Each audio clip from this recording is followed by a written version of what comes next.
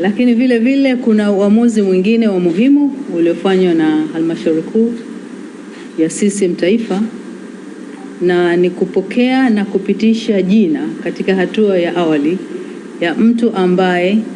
atapendekezwa kwa mujibu wa taratibu za katiba kuwa makamu wa rais wa Jamhuri ya Muungano wa Tanzania, na huyo ni ndugu Deogratius John Ndejembi. Halmashauri kuu kwa kauli moja imempitisha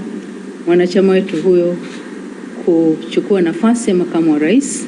na hilo litafanyika baada ya taratibu za kikatiba kukamilika ambazo zinataka jina lake lifikishwe Bunge, na likipitishwa huko, basi kwa mujibu wa katiba yetu taratibu za kumwapisha zitaanza ili akamate nafasi hiyo ya juu kabisa baada ya nafasi ya Mheshimiwa Rais katika taifa letu.